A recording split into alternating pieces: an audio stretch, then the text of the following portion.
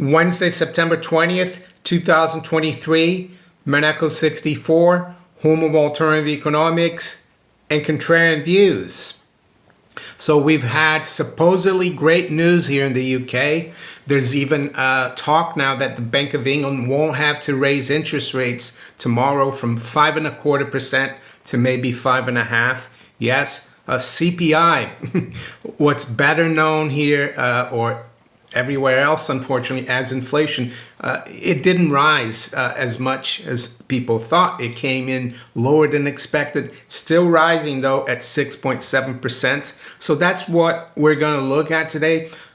Is the Bank of England and is the UK government, are they really controlling and getting a hold of inflation and bringing it down? Well, if you've been watching me for years, you probably know the answer, but if you haven't, stick around. So before we look at the UK data and what it really means, just wanted to let you know. And this headline has everything to do with monetary policy and what the bankers are doing, whether they're really fighting inflation. As you probably know already from listening to me, the central banks and governments, they're the ones who create inflation. It's got nothing to do with prices rising or other world leaders doing bad things. Price rises are a consequence of inflation, right? So what is inflation? Well, it's the creation of currency and credit. In our current fiat currency system, you need ever more debt. Is it any surprise we saw the other day U.S. national debt hit 33 trillion for the first time? And yesterday, the Institute of International Finance reported that global debt hit a record of $307 trillion. And I think it's up 10 trillion in the last 9 months or last year or so. So, are they really reining in inflation? No, according to these figures, no, they're continuing to inflate because in our current system, whenever debt is issued or whenever you borrow, there's never enough currency out there to pay off the debt because it doesn't, they lend you £1,000, but they don't lend you, let's say, the £100 interest that you're supposed to pay after a year. So there's always a shortage, so they have to keep it going. And what that does, especially when government gets bigger, it dilutes the currency. And that's why I've been telling people since I started this channel, and even before I started this channel back in 02, 03, when I learned about what gold and silver really are, that they're real money that can't be created out of thin air. I've told people that they need to have some of their savings parked in gold and silver because our currencies are going to continue to debase. And before we look at the UK CPI, I wanted to show you this chart of the British pound versus the dollar. Why is this important? Well, the dollar is still the major reserve currency of this fiat currency system. So everything's still priced in dollars. Anything that we need to import, we have to pay for it in dollars. So you can see here that ever since the 07-08 crisis, the pound has been in a terminal decline versus the dollar. Yes, we've had ups and downs, but the trend is lower. And why is that? Well, because the government back during that crisis and in the crisis after the 08 crisis, we had a Brexit crisis. Wasn't really to do with Brexit, but we saw the pound drop a lot after the referendum. We saw the Bank of England continue to do QE. 2020, the same thing. They did more and more QE. So we've taken more and more debt. And you can see by that number from the IFF that it's increasing everywhere. So unlike you and me, governments and central banks, they've got control over the currency, so they can debase the currency to make the government debt become worth less.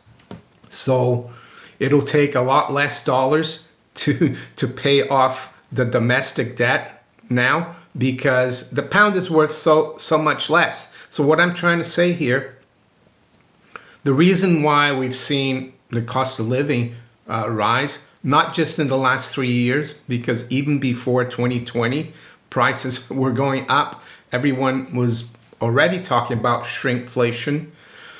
That's the way forward, and it's going to continue.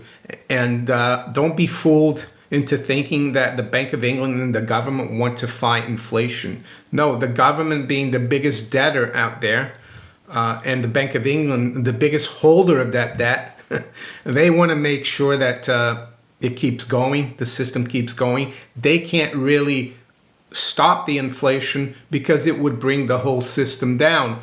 So the other indicator that's telling me that the pound in your pocket is going to become worth less and less, and they're going to continue to punish savers. They're going to continue to try to help debtors and people with mortgages. So look at this chart of gold. I mean, back in 2009, in the aftermath of the 08 crisis, gold was below 600 pounds an ounce. Now we're approaching 1600 again, and it's going to get much worse for the pound. You'll be able to buy less and less gold. So let's have a look at the numbers today that came out, and I'm going to show you why they have no intention of reining in inflation, or what they call CPI. They'll do it, of course, through tinkering with the number, through changing the measures. I made a video in July of last year entitled Bank of England Flagrantly Fudges Inflation Data, or the CPI. Well, it was not just the Bank of England, it was the government, along with the Office of National Statistics and the Bank of England. They've basically changed the way they calculate CPI all the way back to 1949. So what that's done is that's lowered the number by about 1%. So if they hadn't done that, this measure would be a lot higher. But the problem is they need to keep rates low. Could they come up with a new measure? Definitely, or they could tinker it again. They used to use what's called the retail price index, which they still issue, and it came out at 9.1, by the way. So actually it went up from 9% the previous month. And I just wanted to show you here that back in 1990, RPI, that went up above 10%, as you can see here by this chart. And back then, the Bank of England had to take the base rate up to 15%. So the real rate there was 5% as a way to really rein in the inflation. And that's why you had a really big housing bust in the late 80s, early 90s, because the Bank of England did the right thing. But now we've got RPI still around 10%. Yeah, they're using CPI now, of course, but the Bank of England rate, you'd think should be at least 10%, right? Because that's what they did in 1990. But no, it's at 5.25%. So what I'm trying to say here, watch out, savers. They're going to continue to come after the purchasing power of your currency. Is it any wonder we're having loads of industrial action? Well, it's not because people in the public sector or wherever they may be asking for pay rises. It's not because they're greedy. It's not because greedy businessmen are raising prices because they want to just like destroy their business, right? No, it's because the government is continuing to inflate. So now the Bank of England is expected still by the markets to raise rates tomorrow. But if you look at the FT and all the major culprits, and why do I say major culprits? Well, because in the mainstream financial or even mainstream media, you will not hear what I'm telling you about what inflation really is and the fact that they need to keep inflating. You hear that the Bank of England is doing a good job, that they might have to stop interest rates rising, despite the fact that we should be about 10% higher, right? So look at the FT. UK inflation posts surprise fall to 6.7. Drop adds pressure on Bank of England to stop raising interest rates. So why would the FT be so keen on pointing this out? Well, because the FT is a mouthpiece for this fiat currency system that needs to be perpetuated with even more debt. Their main sponsors are, of course, in the financial sector, the City of London, Wall Street. They need to play this game. And that's why they report things like that. So what's the solution to this problem of continuing debasement of our currency, continued rise in cost of living? Unfortunately, it's painful, and it will be painful eventually, either through the collapse of the currency, which is a hyperinflation, or eventually they'll need to basically collapse the system. And by that I mean they'll have to raise rates to 20% and bring everything down. But I suspect they won't do that, especially with the possibility of a new government coming in, a Labour. Are they any better? No, they're all the same. And don't be fooled by people saying that this is all to do with Brexit, that the cost of living is going up because of that. You saw that chart of the British pound, how it's been in terminal decline ever since the '08 crisis. It's got nothing to do with all the distractions they tell you about. It's to do with the debt. We can only carry the debt as a nation if that debt becomes worth less and less. The other side of the debt is the credit. So savers, be careful, or not be careful, watch out. They're coming after your purchasing power. Yes, you might put £100 in the national savings and get 5%. But if the currency's been debased by 10 or 12%, you're actually losing out. And that's why I continue to say that gold is a good place to be, because ever since the year 2000, gold has returned over 10% a year in British pound terms. And I expect that to continue. And I expect that even to maybe improve even more for the holders of gold. So let's quickly look at where the markets are this morning.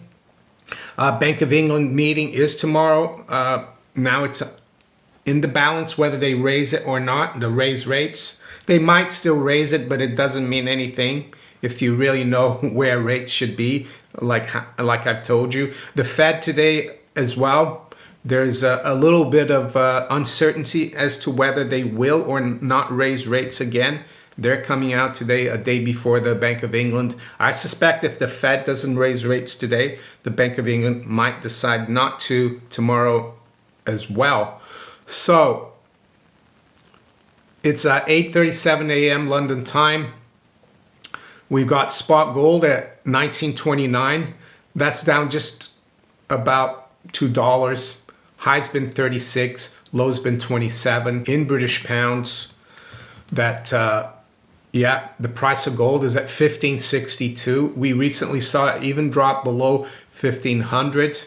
So the price of gold is up slightly in pounds. And why is that? Well, because the pound is down a third of a percent versus the dollar is at 123.49. You'd think that if the Bank of England was really doing something to fight inflation, that they're doing the right thing, the currency would be stronger, but no, it's weaker. That's a telltale sign of this, in my opinion.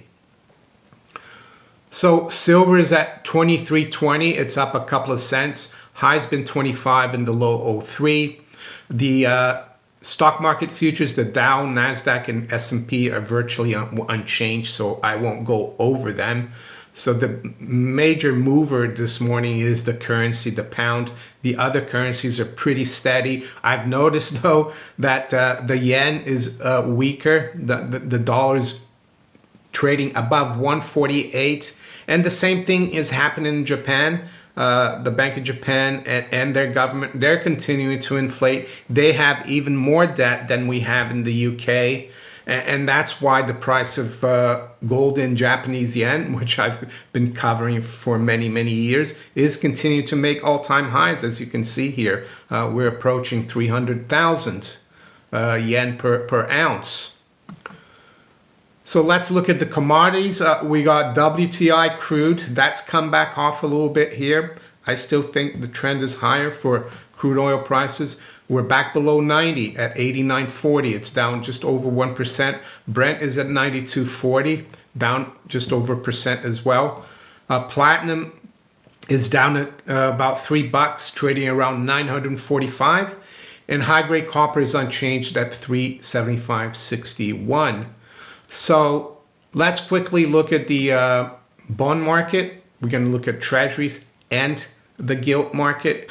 So right now the 10-year yield is around 4.36, which is the highest level like in 17 years. And I bet you Janet Yellen and the Fed, they hope that yield is going to go back down. So we need to keep an eye on this. And in the UK as well, not surprisingly, we're seeing a massive drop in yields, which means investors, they've been fooled into thinking that inflation's under control, and they're going to be proven wrong, but savers are going to continue to be punished. So the 2-year yield this morning has dropped below 5%. It's down to 491. And the 10-year as well, that's dropped two basis points to 432. The 30-year as well actually hasn't dropped. So maybe people are waking up, investors. But in the short term, you can bet that savings rates are going to continue to punish savers and favor those with that. And that's all you need to know, in my opinion. And with that, I'm going to wish you all a very good rest of the day. Take care. Bye.